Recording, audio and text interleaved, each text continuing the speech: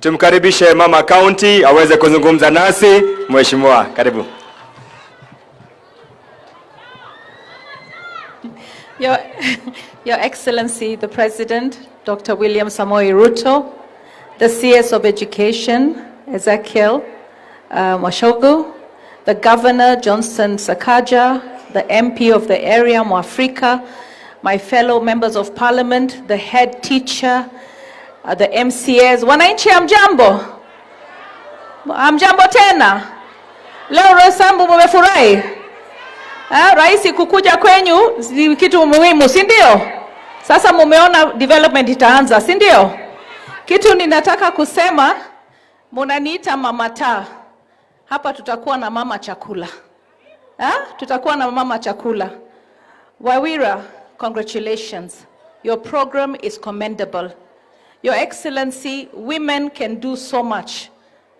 This lady and what she's done for food programs and the partnership with our governor is really commendable.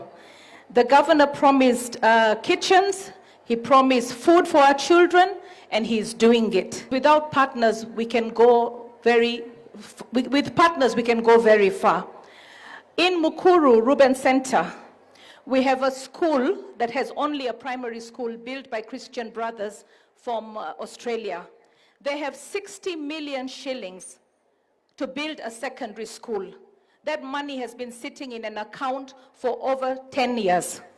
Your Excellency, I would like Christian brothers from Australia to be given the land. There is a parcel of land in Mukuru, Embakasi South, Ruben Center, where the Christian brothers have built a primary school. Now that primary school, we don't have transition. And the reason is the neighboring land, which is about 5 acres, was awarded by the former President Moi to a gentleman called Baramasai, who's very, very old. And that land, I'm trying even through the Lands Committee to have it revert back because the community have refused anything to happen on that land. So the 60 million is waiting to build our children a school. I want you to help solve it. I came to Mukuru once when you were launching the housing project. And I remember CS Masharia saying, Your Excellency, I must commend you. What you have managed to unlock in 2 weeks, we struggled for 2 years. So what we've been unable to unlock for 10 years, I expect that Your Excellency, you will unlock it. Christian brothers with the donation from Australia will build a secondary school, and my children in Mukuru will be able to transition to secondary school. Another thing, Your Excellency, it is known that I am supporting the finance bill. And the reason I'm supporting the finance bill is because of what is happening even here. I've seen the governors hold you ransom and say they want more money. They want that money so that they can be able to do the things that the Governor Sakaja is doing here. Governor Sakaja, this is a very valuable investment. I have seen children go to school from as early as 5:30, they start walking. They have not had a good breakfast. If you keep them in school till 4 o'clock and they don't have a meal in between, they will not be able to study. And the budget of over 600 billion going for education will be wasted if our children are hungry and they cannot study. So I want to say, wananchi, wajua maisha itakuwa ngumu, lakini baada ya kuteseka kidogo, nchi yetu itaenda mbele. Lazima tujitegemee, lazima tulipe ushuru, lazima tujenge nchi yetu.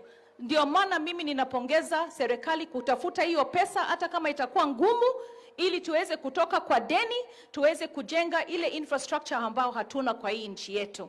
Mimi nataka kuona wamama watoke slums, waingie kwa nyumba ya mawe, watoto wa live na dignity, wapate chakula kwa mashule, wapate elimu bora.